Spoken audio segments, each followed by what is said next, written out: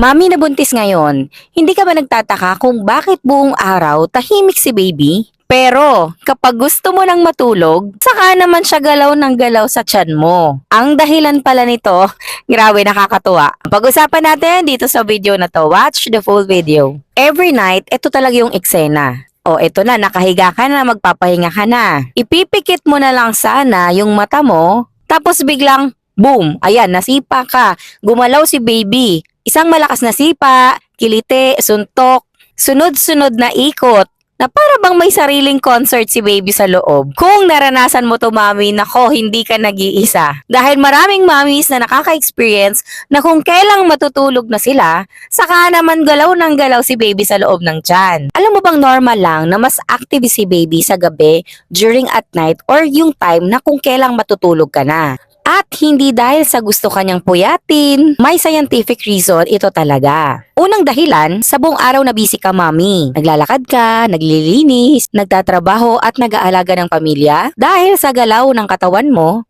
parang duyan ka ni baby. So parang feeling ni baby, dinuduyan mo siya, hinahele mo siya. So habang kumikilos ka, siya naman ang mahimbing ang tulog. Pagdating naman sa gabi, huminto ka na sa paglalakad, tahimik na ang paligid kasi nga gabi na, oras na ng tulog. At doon siya nagigising. Na parang sinasabi niya, Mama, ikaw naman ang gising.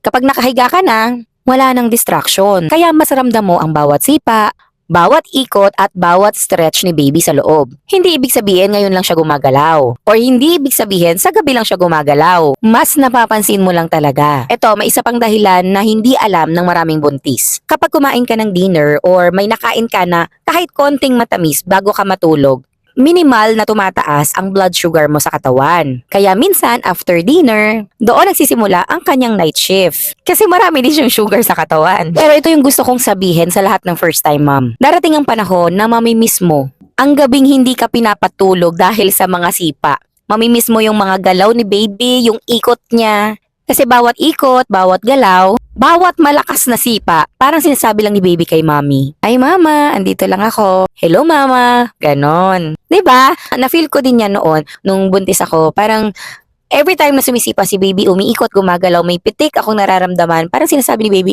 hi mommy, ganon, 'di ba? Feel ko ramdam nyo din yan.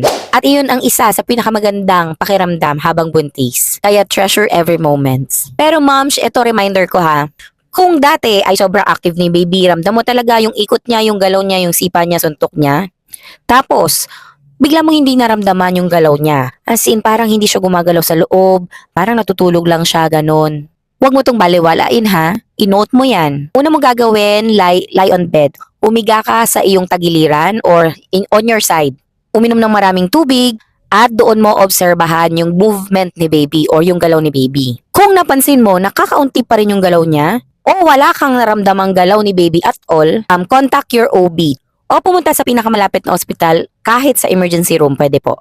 Para ma-check lang yung heartbeat ni baby or ma-check yung movement ni baby or pwede ka ring i-ultrasound to check the status of your baby. Kaya mami, kung next time sisipain ka ni baby, kung kailan gustong-gusto mo na matulog, huwag mo munang isipin na inaasar ka. Baka ang gusto lang sabihin ni baby, good evening mommy, gising muna tayo. Hello mommy, I'm awake.